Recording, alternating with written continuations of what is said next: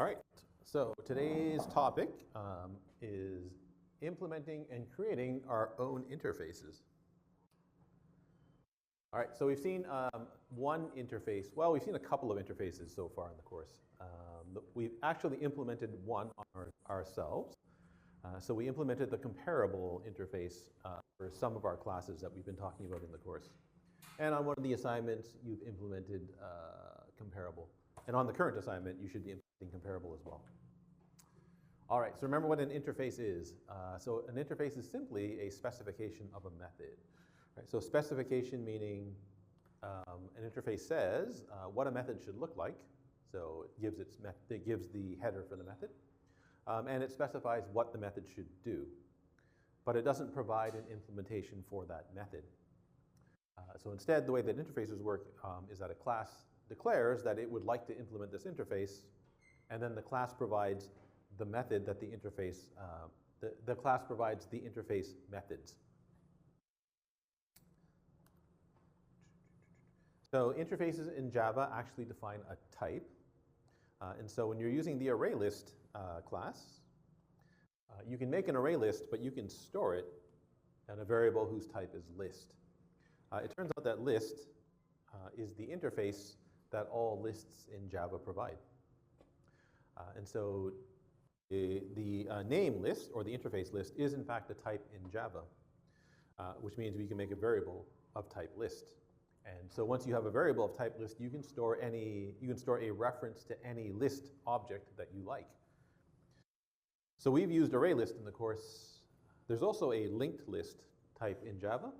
If you wanted to, you can make your own list called myList, and you could store that in a variable of type T. Right? As long as when you implement your myList class, you also implement the list interface.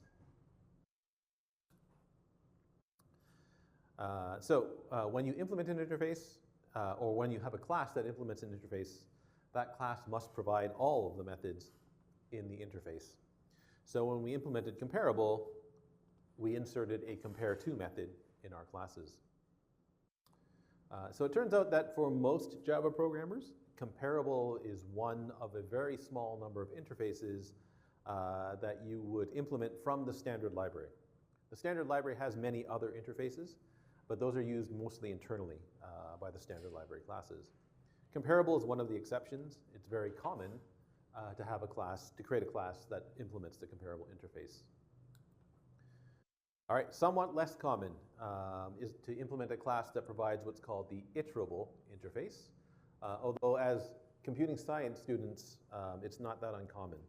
So as soon as you take your data structures course, SIS 235, if they taught it in Java, you would probably implement the iterable interface for many of your classes. Right. It's not often taught in Java, so you probably won't be doing this in SIS 235.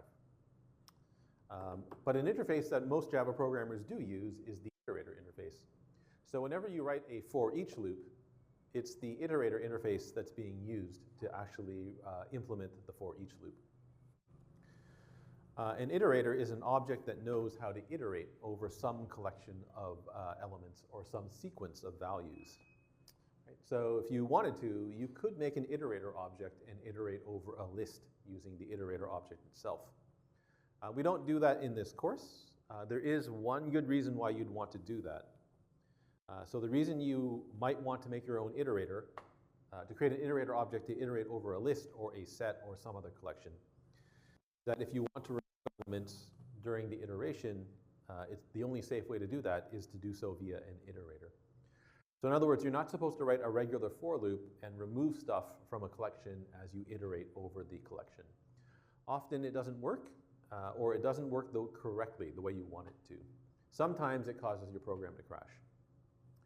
So if you're interested in this, you can look at the list notebook and take a look at how to write an iterator-based loop.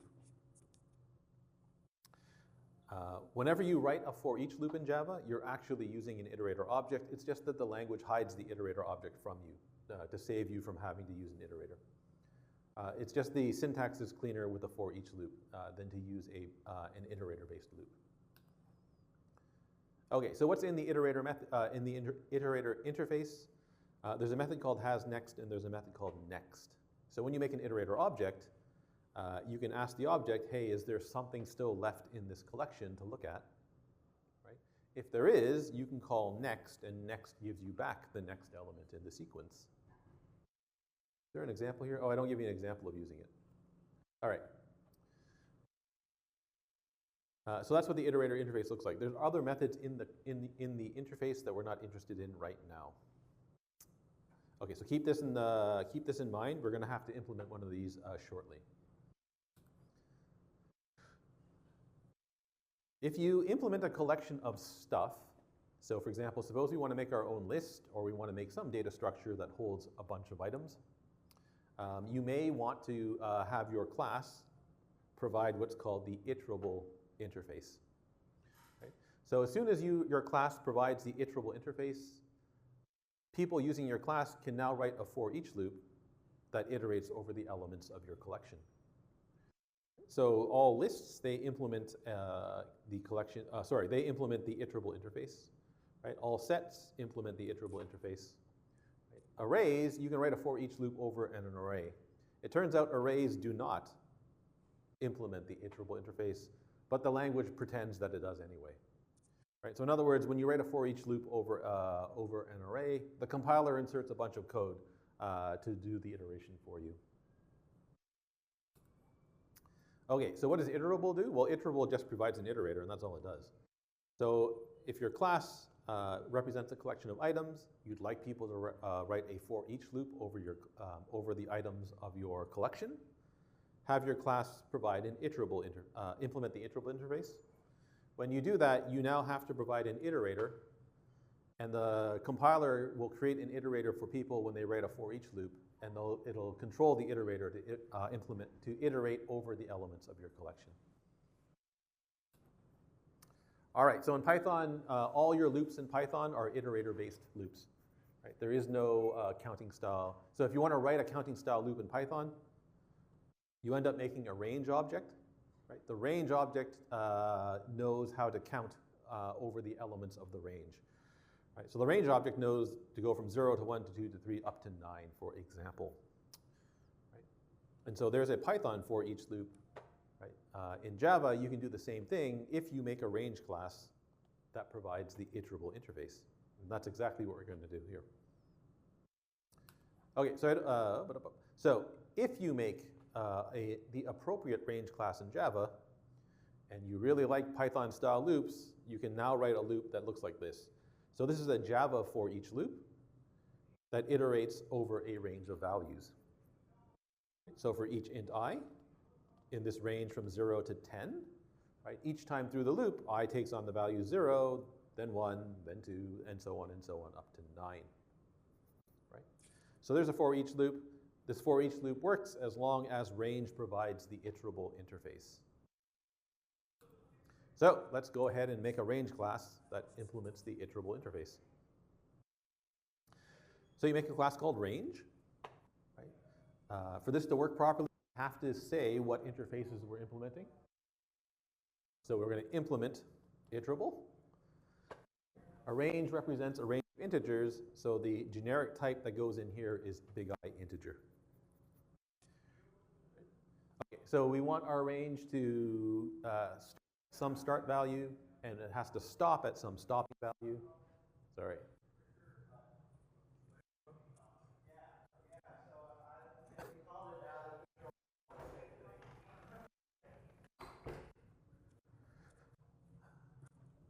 So each range object needs to keep track of its starting value, and it needs to keep track of its stopping value.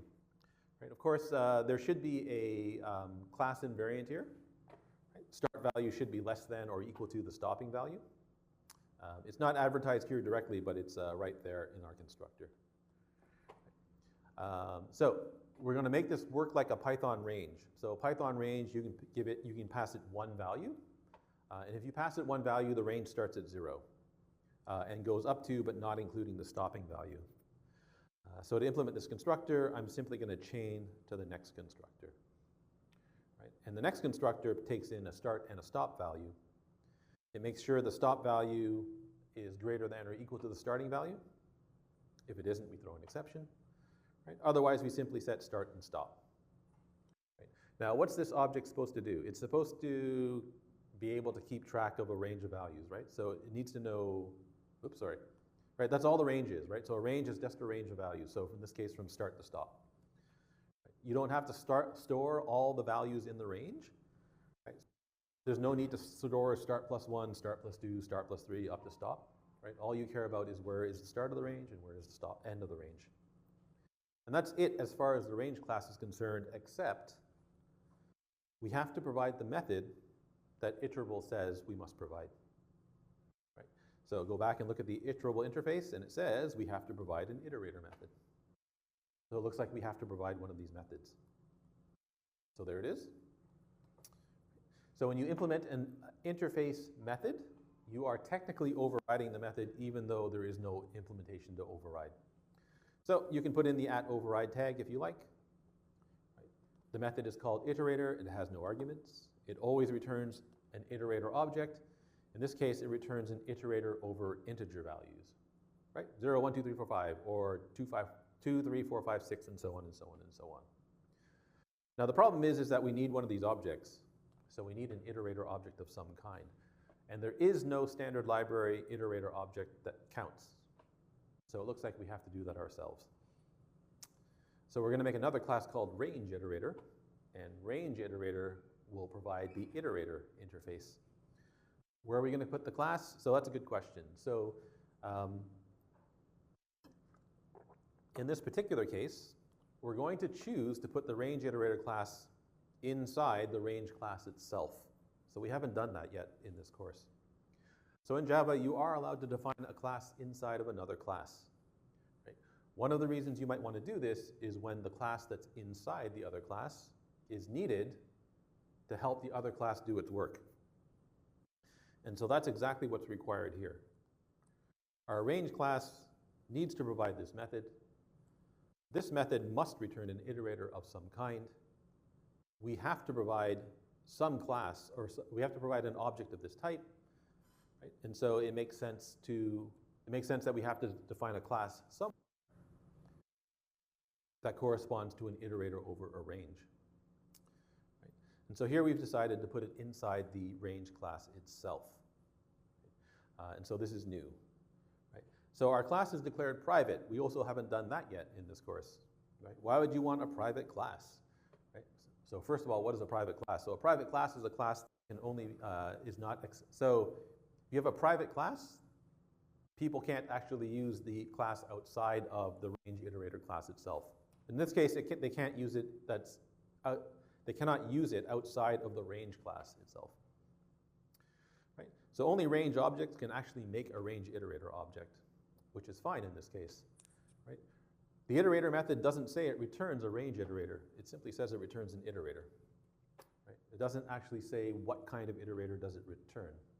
Right? Anybody using this method doesn't need to know that it's a range iterator. They just need to know that it's an iterator. So here we can make that a private class, and everything still works just fine. Range iterator is defined inside of the range class. And so that makes range iterator a nested class. Right? So if you define a class inside of another class, we say it's a nested class. Right? Our range iterator class has to implement the iterator interface. Right? In other words, it has to provide a next and has next method. So we have to say that it implements iterator. Right? In this case, it's an iterator over some range of integer values. All right, so this is a class that's defined inside of another class. Right? So it's a nested class. In this particular case, it's also what Java calls an inner class. Right? So the term inner class is a Java-specific thing. It doesn't apply to other object-oriented programming languages. Right? So an inner class is a class that's defined inside of another class and is not marked static. So notice this class here isn't marked static. So in a week or so, we'll see an example of a class that is marked static, and that would not be an inner class. Right? As long as you remember this is a nested class, everything's fine.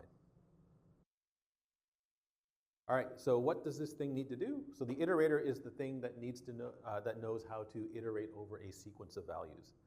right? So it's the thing that knows how to count from start up to, but not including stop, right? So when it's going to start at start, so say 0, right? Every time you call next, it's going to give you the next item in the sequence, right? So the first time you call next, you get 0. The next time you call next, you get 1.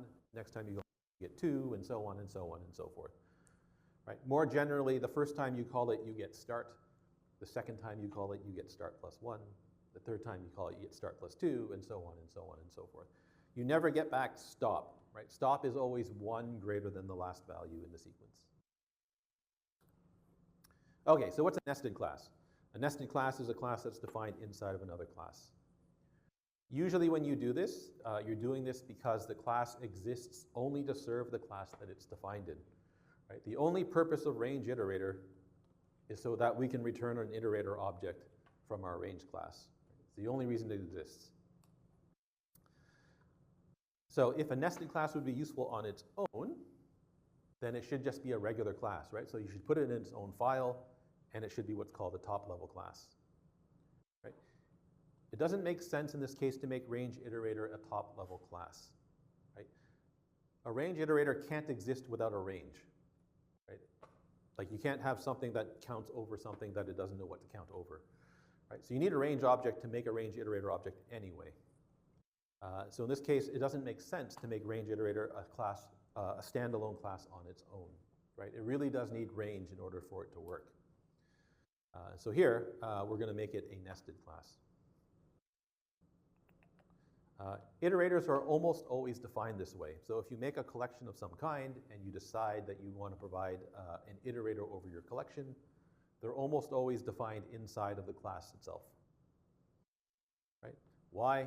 Because it doesn't make sense to have a list iterator if you don't have a list, right? It doesn't make sense to have a range iterator if you don't have a range, right? So the sensible place to put the class, the iterator class is inside the other class itself.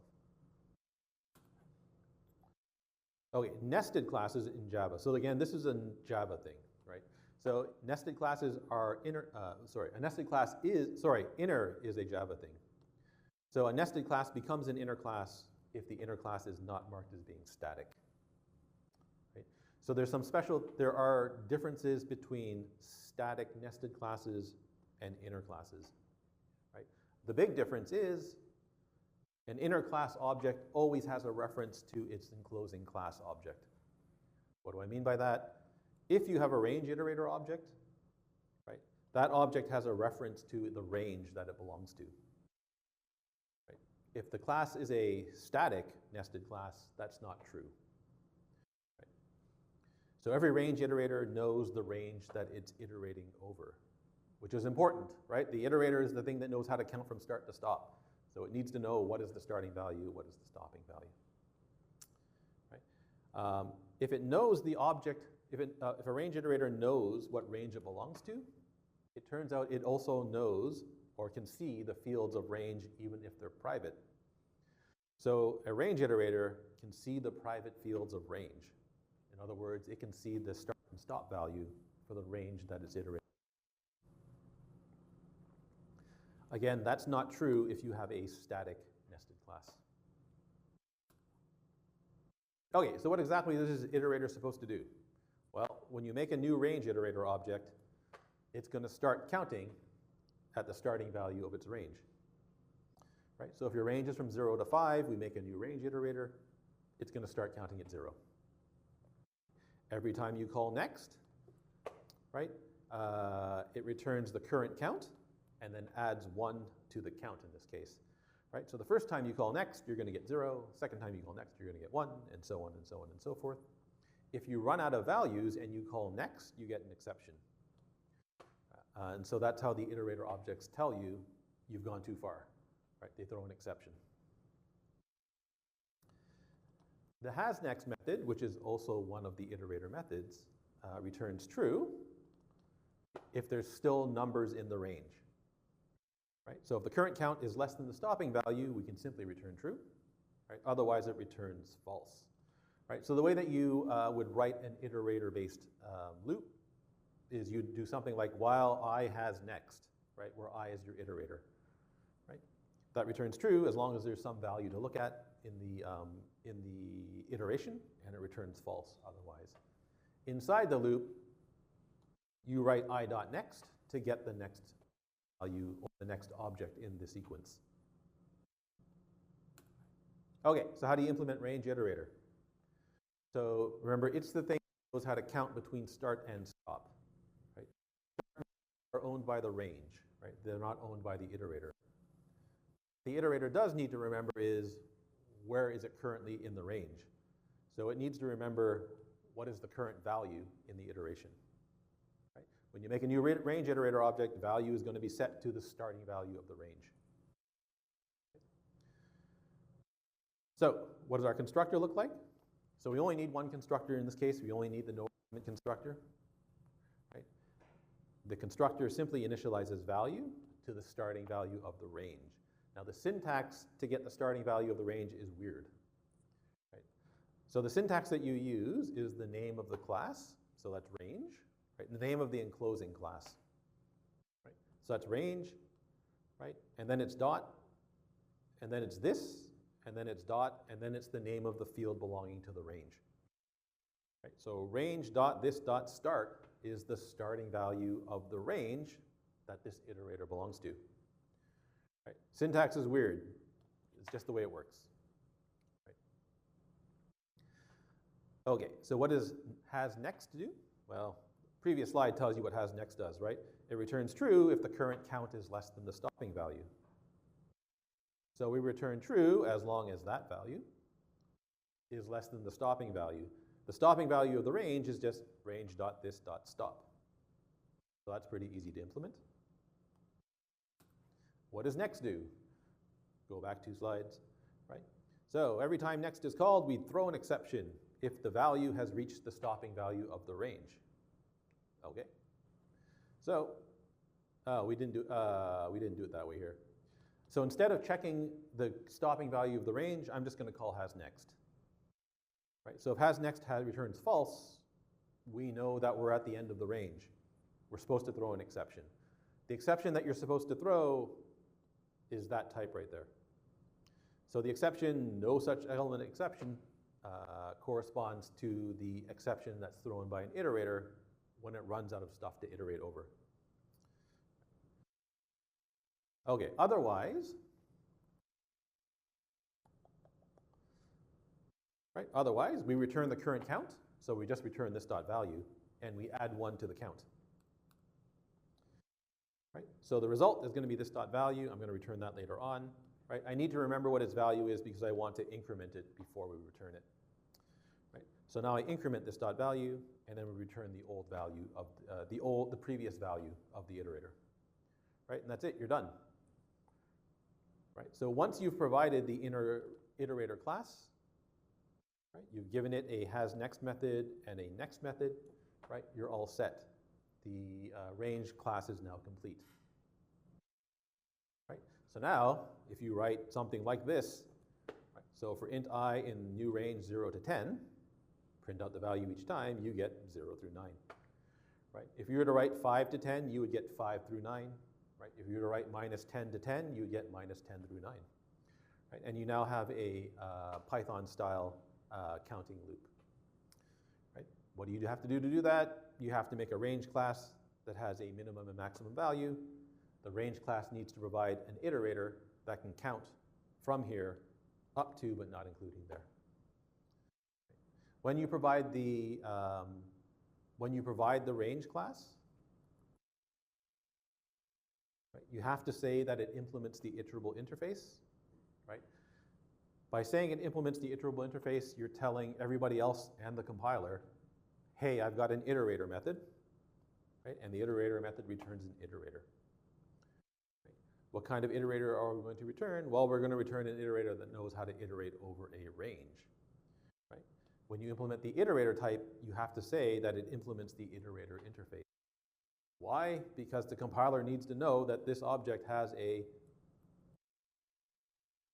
hasNext and next method. Right? And once you put all of those pieces together, you've now got a class, an object where you can write a for each loop over the object. Right? If you wanted to, you can make this look more like the Python version, right? You can put in an increment here as well, so you can count in steps other than 1, right? That lets you count in steps of 2 or 3 or 4 or in negative increments, right? So you can count from 10 down to 0, for example. Right? You'd have to change the constructor a little bit, but other than that, everything, it's a fairly easy modification to make. Right? And so there is an example of implementing a more sophisticated interface, 2 more sophisticated interfaces than comparable. Right? And so now you know how to, well, now we've seen how to implement 3 different interfaces in the class, right? There's comparable, there's iterator, and there's iterable. Okay, so those are probably the, so comparable is probably the most common interface that you would have to provide from the standard library. When you're writing your own code, it turns out, especially when you're writing more advanced code, it's very, very common to create your own interfaces. Right? So in other words, we're not going to use, it's more common that you don't use the standard library interfaces, you provide your own. Right? Okay, so to make your own interface, it's easy. You make a class, and instead of making the class, you change the name word class to interface. Right? Interfaces generally have no fields. Their methods generally have no implementation. Everything is public in the interface. Right? And so it turns out to implement the interface itself, it's straightforward. Right? Okay, so let's make our own interface. It's called printable. Right? So the printable interface is for objects that can be printed to standard output. Notice that this is not a particularly useful interface, right? So it's an example of probably the simplest interface that you can create. Right? So instead of class, you just call it an interface, and away you go. Right? So what methods do we want in this interface? Right? I would like a method that prints an object. Right? So you put in a method called print. Right? It returns nothing. It simply prints the value of the object to standard output. Right? And that's it. So there's your interface. Right? If a class, implements this interface, whoever's using the class can simply use an object and say o.print, and it will print the object to standard output. Right? So for example, we can take our point2 class and now say that it implements the printable interface. Right? As soon as we do that, we have to provide a print method. Right? So public class point2, it already implements comparable. Right? If you want another interface, you just put a comma in and write down the name of the interface. Classes can implement as many interfaces as they want to. Right? 0 or more. No bound on the upper limit. So now all our point2s can also be printed. Right? As soon as you say that it implements the printable interface, you must provide a print method. Right? What does print do? Well, it prints the point to output. So system.out.println this to string, and away you go. Right? This is why it's not a very useful interface. You can already do this without the interface. Right? In general, you can print any object. Right? The way that println works is it calls toString for you on your object. So this is not particularly useful. However, once you do that, you can now make a point2 object p and then write p.print, and away you go. Right? So that's an example of creating your own interface. Probably the simplest example that you can create. Right? We'll look at more examples as we go through the course. All right, any questions so far? Okay. All right, so the rest of the course is basically spent implementing some data structures. And so this is a preview of what you might do in SYS 235. So here, we're going to start talking about stacks. Oops. Okay, so stack is a data structure that looks very simplistic at first glance, but it turns out to be incredibly useful in computing science. So these 3 pictures here are examples of physical stacks, right? We've got a stack of files, we got a stack of books, we got a stack of pancakes. Right? In all of these stacks, there's something on the top, right? So that's the top book of this stack, right?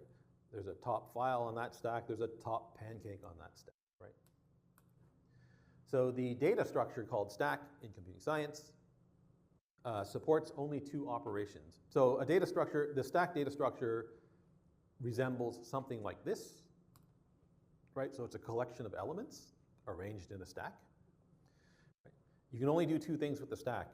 So you can add something to the top of the stack, so I can push another element on top of the stack, right? And you can remove the top element from the stack, so you can pop the top element from the stack. Right? You're not supposed to be able to go in and reach into the middle of the stack and pull out the middle book, right? Or pull out the bottom book, or slide in a new book somewhere in the middle, right? Everything happens at the top of the stack. Okay, so if you have an empty stack, right, you can push an element onto the empty stack. So here I have a stack of strings, right? So when I push the A onto the top of the stack, I have a stack that has an A on it. Right? This thing top, it's always pointing at the top element of the stack.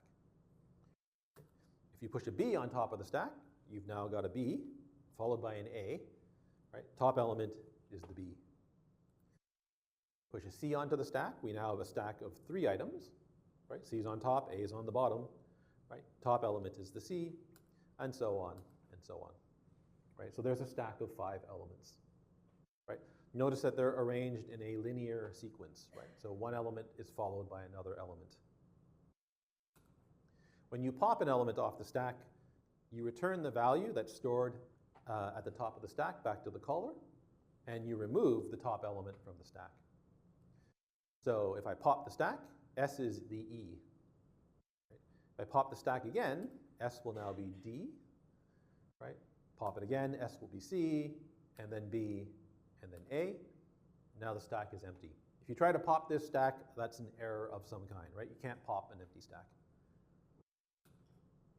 Okay, so it turns out that these are, it looks like a simple data structure, right? It's not a list, right? A list, you can insert stuff anywhere into the list. You can remove stuff anywhere from the list, right? But even though it's very simple, they turn out to be incredibly useful in computer science and computer engineering. So if you ever use undo or redo on your computer, the program that the program that implements the undo or redo functionality is almost certainly using a pair of stacks to implement this. Right? There's an undo stack, there's a redo stack. It just keeps track of the commands that you want to undo and redo. Parsing is something that used to be taught to all computing science students. It's not taught anymore. But if you want to parse a computer language, or any other language for that matter, the classic algorithms for parsing, many of them rely on stacks. When I talked about recursion, I told you that there is something called a call stack that's used to store information about the methods that are active in a Java program. It's exactly a stack. Right? And finally, if you wanted to convert a recursive method into a non-recursive one, it turns out there's a way to do this using stacks as well.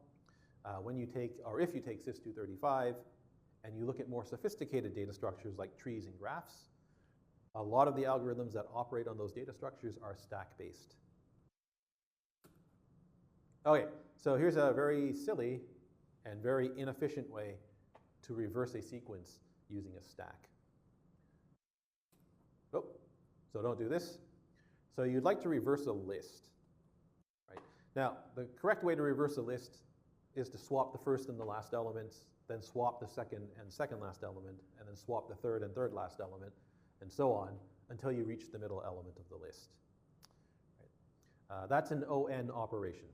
Right? You have to swap ON. You have to swap n over 2 pairs of elements. Right? Another way you can do this is to use a stack. Right? So here I'm going to make an empty list. The empty list, the result is going to store the elements of T in reverse order. Right? So the way this method works, it's going to reverse the elements of T, give you back the reversed elements in a new list, and it's going to leave T unchanged. Right? Okay, so how does this work? So you make a new stack, right? And then you take all the elements from T, and you simply push them onto the stack.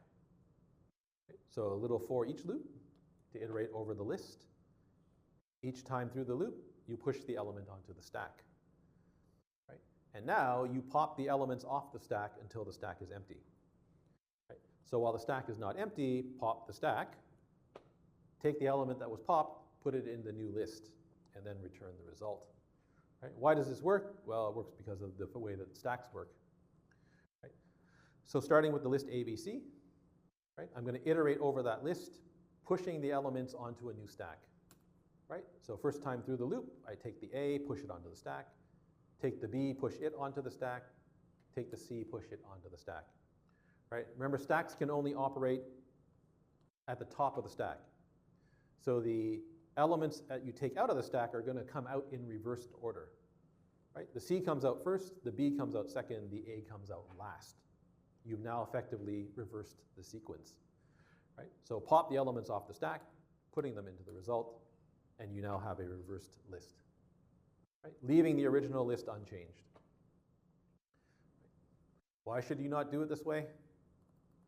Because to push the elements onto the stack, that's one ON operation, right? To pop the elements off the stack, that's a second ON operation, right?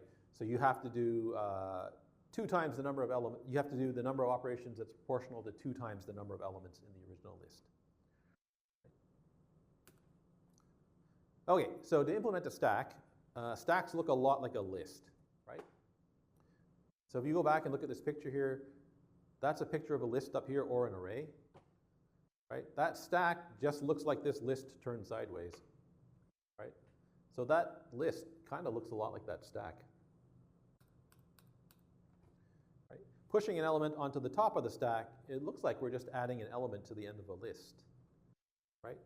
And popping an element from the stack just looks like you're removing the last element from the list. So can you implement a stack using a list? The answer is yes, right? And it's very easy to do. So here's our stack class. It's going to be a stack of strings. Internally, we just keep a list of strings, right? And that's going to be our stack. To make a new stack, right? Remember what a constructor is supposed to do? It has to initialize all the fields of your class.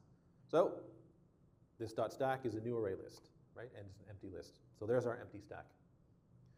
It's useful to provide a size method so people know how many elements are in your stack, right? The list knows how many elements are in the list, so we can simply return the size of the list for our size method. Right? Pushing an element onto the stack looks like adding an element to the end of the list. So simply add the element to the end of the list. Right? What about removing the last element from the list? So to remove the last element from the list, just remove the element at the last index in the list. Right? The last index is just size minus 1. Right? And there is your stack implementation in like 10 lines of code. Right? And that would be a perfectly serviceable stack. Right? Okay, so here we have a class. Internally, it has a field of reference type. Right? So that means there must be a relationship between stack and either the list or the elements in the list. Right? What's the relationship here? Right? So it turns out stack is a composition of a list. Right? In the constructor, we make a new array list object. Right?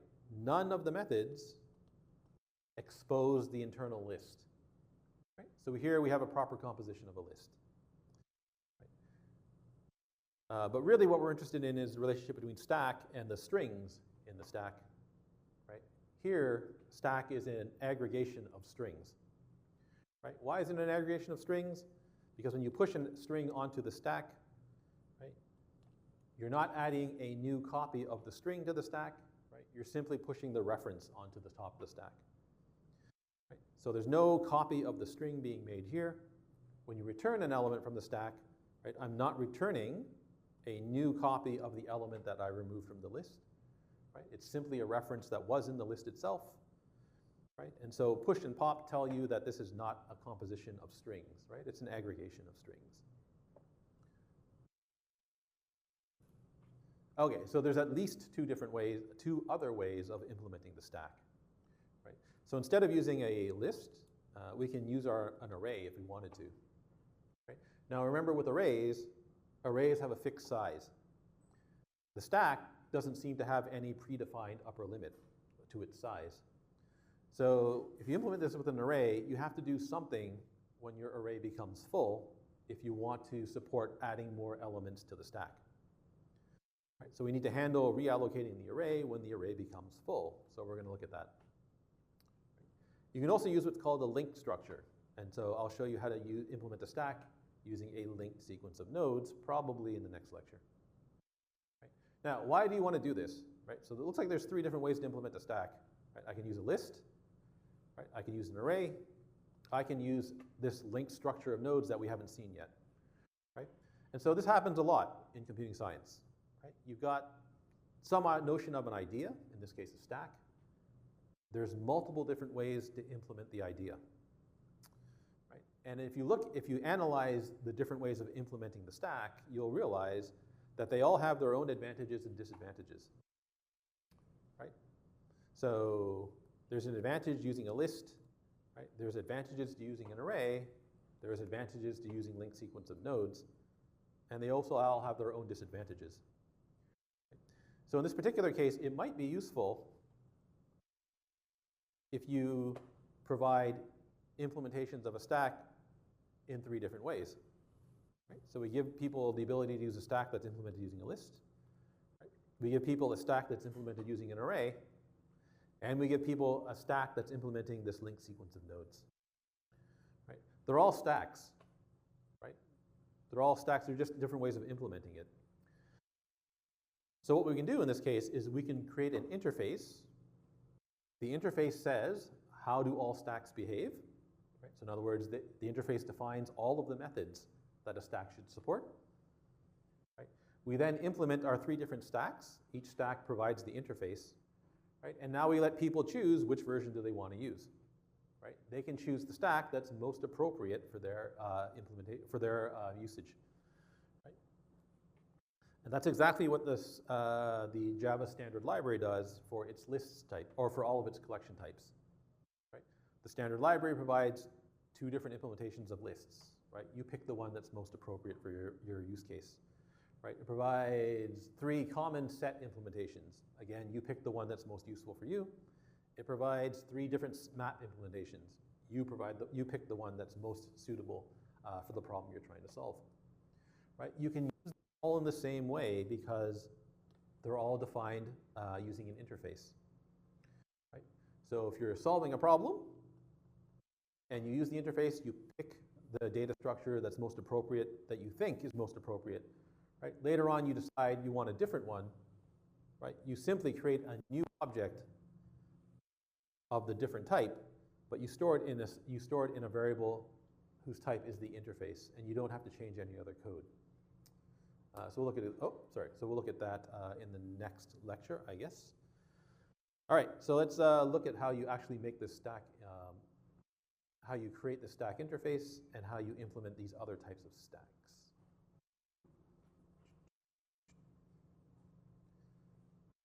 Okay, so let's make our own interface for stacks.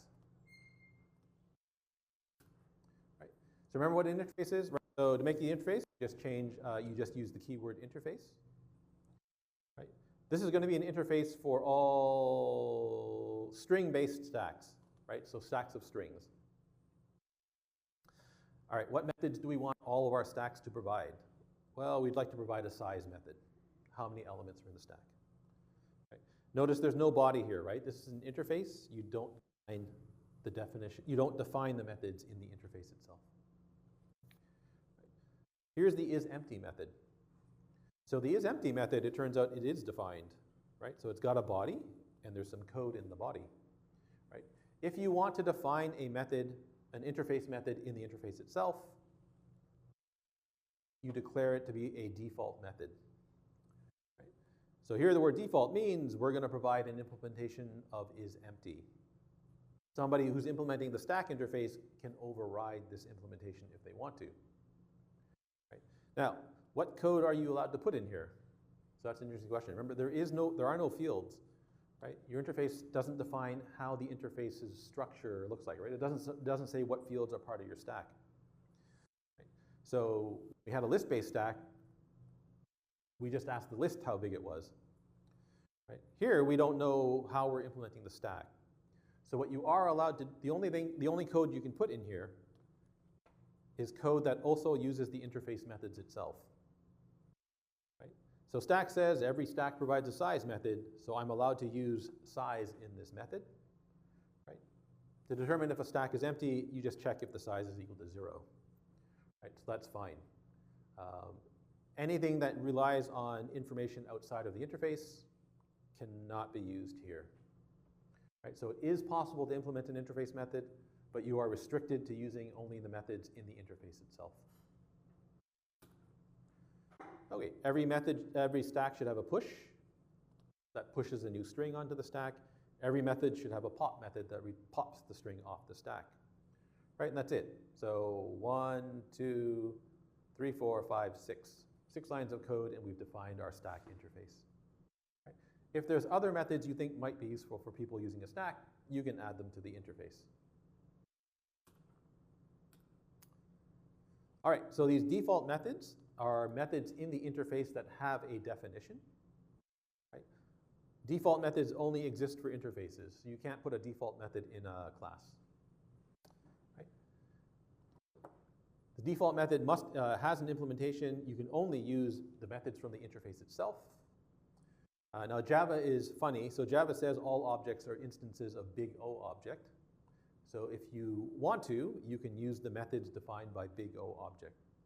Right? So one of your default methods could be use equals or toString or hash code if you wanted to. Right? And it turns out interfaces can also implement other interfaces.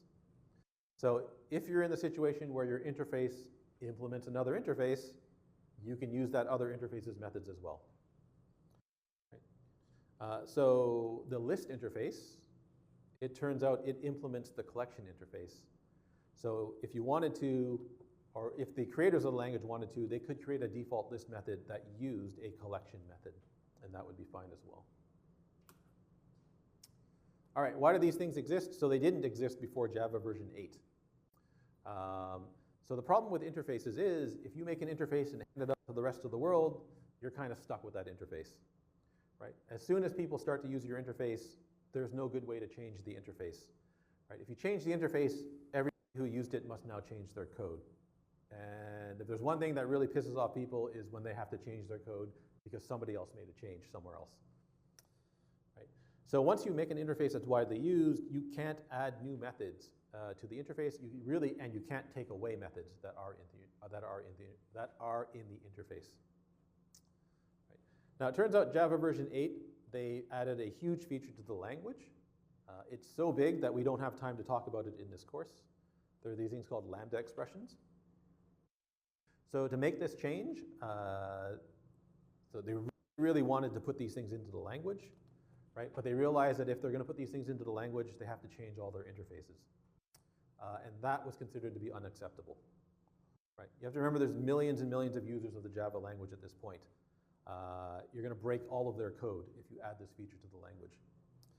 Right? So the way they did it was they snuck in these default methods. So the default methods you can add to an interface without any issues. They have an implementation. People don't have to implement them themselves when they implement your interface. Right? And so they decided to go with this route rather than break a lot of existing code. Right. So that's why they exist. All right, so we have a list-based implementation of the stack. Right? It's trivial to take that implementation and say it implements the stack interface. In our current situation, we didn't do an array-based stack yet, so never mind this. Right? So in our current situation, it's very easy to implement our existing stack class. Right? So I'm just going to change the name of the list-based stack to list stack. Right? And now we simply say it implements the stack interface. Right? Our class already provides size, push, and pop, so we're done. That's it, you're done. There's nothing else to change. Right? So to change an existing class to provide an interface, it turns out it's usually very trivial. Right? Simply insert the implements the interface, add whatever methods you need that the interface requires you to add. All right, so in the next class, I guess we'll have to come back and implement the stack with an array. And then we'll look at implementing a stack using a bunch of nodes. All right.